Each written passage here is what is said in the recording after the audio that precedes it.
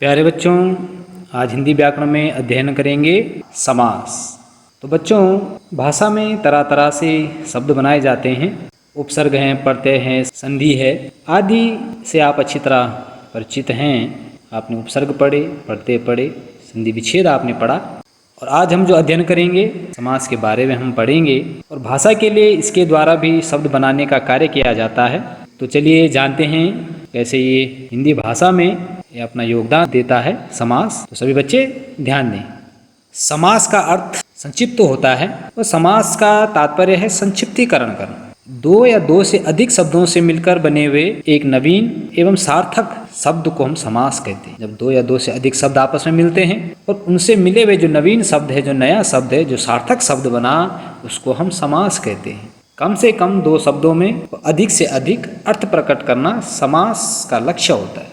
तो कम से कम शब्द हों और अधिक से अधिक उसके अर्थ प्रकट होते हों, उसी को ही हम समास कहते हैं।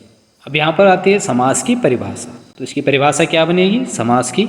कम से कम शब्दों में अधिक से अधिक अर्थ प्रकट करना समास कहलाता है। कम से कम शब्दों में अधिक से अधिक अर्थ जिसके निकलते हों उसे हम समास कहते हैं। जैसे रसोई के लिए घर, तो इसे हम रसोई घर भी कह सकते हैं। तो हमने संक्षिप्तीकरण कर दिया, रसोई के लिए घर। इतना लंबा वाक्य न बोलकर हमने कहा रसोई घर, तो हम समझ गए रसोई के लिए जो घर बना हुआ है वह है रसोई घर। संक्षिप्तकरण कर दिया हमने वाक्य का, एक शब्द दे दिया रसोई घर। तो यही समास है। फिर है गंगा का तट, इसे हम गंगा का तट न बोलकर हम इसका संक्षिप्तकरण करेंगे, शॉर्ट में बोलेंगे गंगा तट। तो यही नया शब्द बना, नवीनीकरण हुआ शब्द का, इसी को ही हम समास कहेंगे।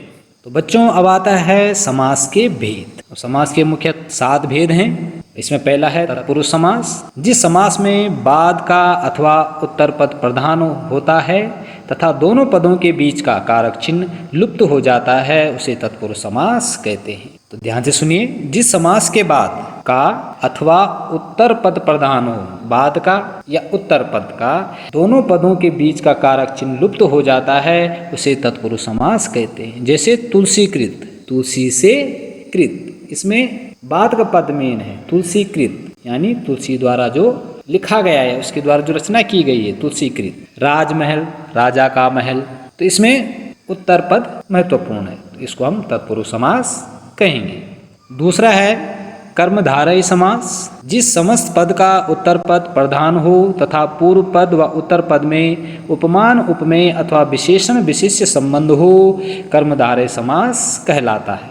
जिस समस्त पद का, समस्त पद होता है जैसा पीताम्बर ये समस्त पद हो गया, इसका उत्तर पद प्रधान हो तथा उसमें क्या हो, उपमेय, उपमान या उपमेय या अथवा विशेषण और विशेष्य। विशेषण जो विशेषता है, विशेष्य जिसकी बताई जा रही है, ये वो होते हैं विशेषण और विशेष्य। तो इन दोनों में जो विशेष विशेषण का संबंध होगा उसे कर्मधारय समास कहेंगे। इसका उदाहरण जैसे पीताम्बर, पीत है जो अंबर, या पीला है जिसका अंबर, पीताम्बर।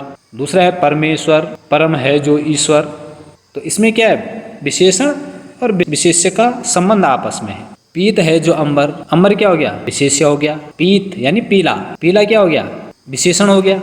अंबर करते यहाँ पे वस्त्र, पीले हैं वस्त्र, तो पीताम्बर। अंबर क्या हो गया, वस्त्र यानी विशेष्य, और पीत यानी पीला, ये क्या हो गया, विशेषण हो गया, उसकी वस्त्र की विशेषता हो गई। तो इन दोनों में आपस में संबंध है। तो यहाँ पे कौन सा समास होगा, कर्मधारय समास। वैसे ही परमेश्वर, परम है जो ईश्वर, ईश्वर कैसा है, परम है। ईश्वर यहाँ पे विशेष्य हो गया, परम उसकी क्या है, विशेषता है। तो यहाँ पे क्या हो गया, विशेषण विशेष्य के आपस में संबंध हो गया, तो यहाँ पे कर्मधारय समास होगा। तो तीसरा है द्विगु समास। जिस समस्त पद का पूर्व पद संख्यावाचक विशेषण हो वह द्विगु समास कहलाता है। इसका पहला पद संख्यावाची, दूसरा पद संज्ञा होता है, उसे हम द्विगु समास कहते हैं। या वहाँ द्विगु समास होगा जिसका पहला पद संख्यावाची हो। उदाहरण देख लीजिए, सप्त सिंधु, 7 सिंधुओं का समूह।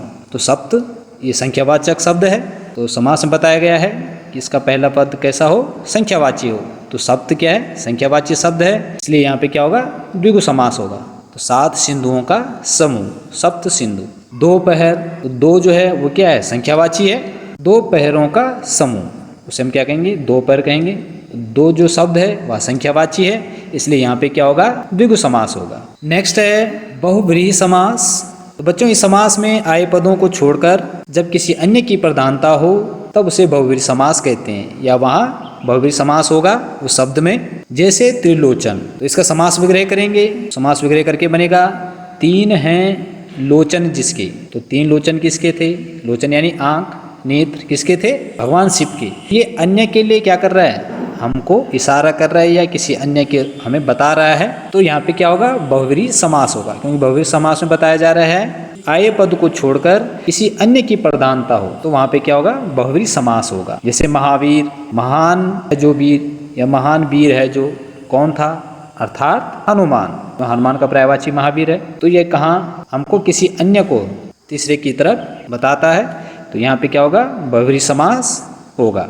5वां है द्वंद्व समास। जिस समस्त पद के दोनों पद प्रधान हों तथा विग्रह करने पर और अथवा या एवं लगता हो, वहाँ द्वंद्व समास कहलाता है। तो बच्चों, जिस समस्त पद के दोनों पद, उत्तर पद और प्रधान पद, ये दोनों क्या होंगे? पूर्व पद और उत्तर पद। ये दोनों पद में क्या होगा? विग्रह करने पर और अथवा एवं लगता हो, तो वहाँ द्वंद्व समास होगा। जैसे रात दिन, तो रात और दिन। सुख दुख, सुख और दुख, क्या कहा जा रहा है? और अथवा या इस प्रकार के शब्द आते हैं, वहाँ पे क्या होगा? द्वंद्व समास होगा, विग्रह करने पर आएगा। रात दिन, हम इसका विग्रह करेंगे, क्या होगा? रात और दिन। सुख दुख, सुख और दुख, तो इसको विग्रह करने पे हम और या अथवा आए तो वहाँ द्वंद्व समास होगा।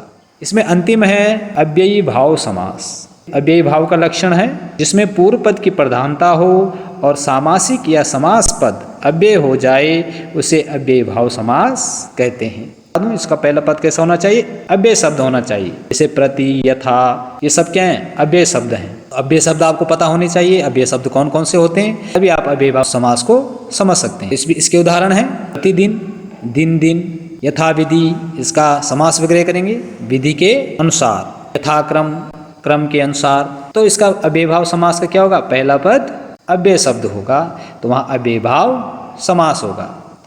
तो प्यारे बच्चों, आज हमने अध्ययन किया समास के बारे में, और सभी बच्चे इन समासों की परिभाषा याद करेंगे और इनके जो और उदाहरण हैं उन्हें ढूंढने का प्रयास अवश्य करेंगे।